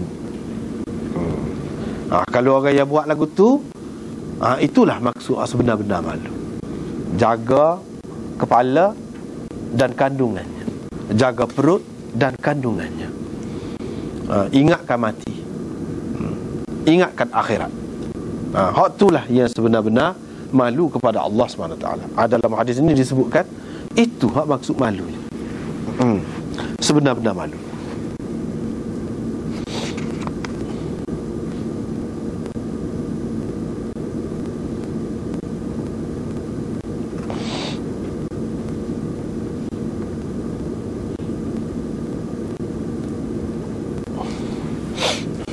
Di sini dalam kitab ini dia ada nukilkan satu syair berkenaan dengan malu ni. Betapa pentingnya malu ni. Bunyinya begini: idza lam takhsha 'aqibata al-layali wa lam tastahyi fasna' ma tasha'u wala fala wallahi ma fil 'ayshi khairun wala fid dunya wala ad-dunya idza dhahaba al-haya'u يعيش المرء ما استحيا بخير ويبقى العود ما بقي اللحاء. حيث شيء إذا لم تخش عاقبة الليالي ولم تستحي فاصنع ما تشاء. Apabila engkau tidak malu akan menerima akibat malam-malam itu, Walam tastahyi fasna' ma tasha'u, dan engkau tidak malu. Tadi kalau engkau tidak takut akan akibat malam-malam itu, dan engkau tidak malu, maka engkau boleh melakukan apa sahaja yang engkau mahu. Fala wallahi ma fil 'aishi khairun, tidak, demi Allah, sesungguhnya tidak ada apa-apa kebaikan dalam kehidupan ini. Wala dunya idza dhahaba al-haya'u, dan tidak ada artinya kehidupan ini jika tidak ada lagi sifat malu itu. Ya'ishul mar'u mastahya bi khairin, seseorang itu akan hidup dengan baik selagi ada sifat malu padanya. Wa yabqal 'ud ma baqiya al-liha'u, dan batang pokok itu akan dapat kekal, seterusnya akan dapat kekal selagi ada liha, yakni apa dia ni, kulit dia tu. Selagi ada kulit dia tu, maka batang itu akan dapat hidup dengan baik. Kulit itulah yang menutup dia, yang mengelubungi dia. Begitulah juga sifat malu itulah yang mengelubungi manusia itu untuk jadi molek, untuk jadi tutup keburukan-keburukan dia tu. Kalau tidak, akan jadi cacatlah kita. Itu kata penyair. Artinya sifat malu ni diterima oleh semua golongan, semua golongan. Penyair siapa pun mana terima baik sifat malu ni, kerana ia adalah sesuatu yang penting dalam kehidupan ini. Dengan sebab itulah kalau kita perhatikan satu perkara, tarikannya untuk menarik perhatian kitanya, syaitan dulu kan, dia nak goda Adam dulu dengan Hawa, dia buat apa dulu? Dia usaha biar jadi telanjang dulu. Itu. Biar dia jadi telanjang dulu. Mana apabila telanjang kan, malu tak ada malu dah. Itu maknanya apabila seseorang itu dia bertelanjang, mana dia tak ada malu. Dia maknanya syaitan berusaha menghilangkan sifat malu.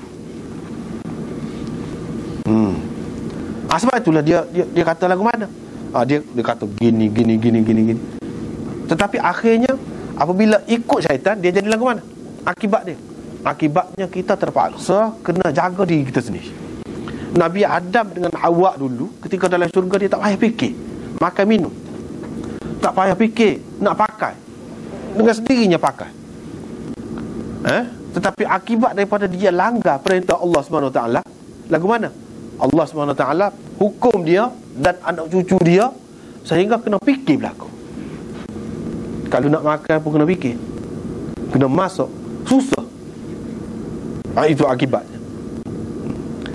Dan kalau nak pakai, kita ada malu, nak tutup kemaluan itu pun kena fikir juga. Kena fikir juga. Tak boleh tutup begitu, tak boleh, tak sepenuh.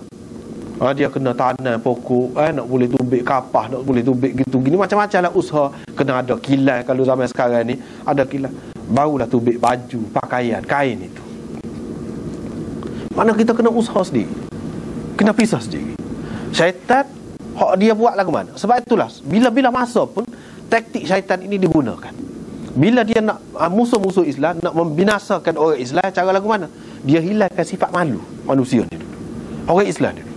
Sebab itu dia bagi dia tiupkan idea yang ni, biar bergaul bebas lelaki dengan perempuan, biar buka aurat, biar buka gini-gini, sehingga akan apabila begitu orang akan melanggar perintah Allah. Bila langgar perintah Allah, berat dah lah gitu. Terpaksa kena tanggung sendiri segala-galanya. Kalau tidak, Tuhan tanggung, Tuhan sanggup. Kalau dalam dunia ni kita jaga sifat malu ni, jangan sampai diceroboh, maka insya-Allah Tuhan akan jaga lagi kita. Tapi kalau waktu terbuai semua, kita kena tanggung sendiri akibat dia tu. Itu sebab kita tengok dalam Quran disebut syaitan mula-mula sekali dia nak buat sifat malu. Malu situ. Walaupun Adam tu bila buat tu jadi berasa malu lah. Dia nak tutup lah kemaluan itu. Dia pun tutup lah dengan usaha dia. Tapi terpaksa, tak boleh duduk dah dalam syurga. Tidak layak dah dalam syurga tu untuk orang yang melanggar perintah Allah. Dan kalau selagi anak cucu dia ni mana langgar lagi, maknanya semakin jauh dia daripada syurga, semakin sesuai dia dengan neraka. Untuk sesuaikan diri dengan syurga, yang ditutuplah sedapat mungkin. Tutuplah sedapat mungkin, supaya syaitan ini tidak dapat goda kita, dan kita biar tebal sifat malu. Tebal sifat malu, dan jaga perintah Allah Subhanahu Wa Taala. Jangan langgar perintah dia, buat hak dia suruh. Artinya kita menyesuaikan diri kita, semakin mendekatkan diri kita kepada tempat asal kita, tok nenek kita, iaitu Adam dan Hawa, syurga. Sebab tempat tu tempat yang orang-orang yang suci, orang-orang yang tidak melanggar perintah Allah. Orang yang melanggar perintah Allah tidak layak, sehingga orang yang sudah duduk situ dah pun kena buat, sehingga dia sedar sepatutnya dia kena buat lagu mana, dia kena hidup lagu mana, baru boleh masuk situ, baru boleh duduk situ. Itulah mana cerita kita dalam dunia ni, dia ada kaitan juga dengan malu itu. Sebab itulah kalau kita tengok musuh-musuh, gapo-gapo perancangan, semua dia pergi ke situ, biar tak ada malu. Mana kalau orang perempuan ni, kalau dalam Islam ni dia ajar malu sangat, ni berdedah aurat belah mana-mana pun tak malu. Siapa dedah kemaluan pun tidak malu. Zaman sekarang ni inilah yang berlaku. Orang Islam pun tu hak itulah yang menjadi contoh dia, ikutan dia. Itu makna tanda bahaya dia tu, paras bahaya. Rasanya setakat itulah dulu untuk hari ini. Dan untuk pergi lagi kepada satu bab tu panjang pula. InsyaAllah kita akan sambung lagi minggu depan. Setakat itu dulu, wallahu a'lam, wa akhiru da'wana alhamdulillahi rabbil alamin.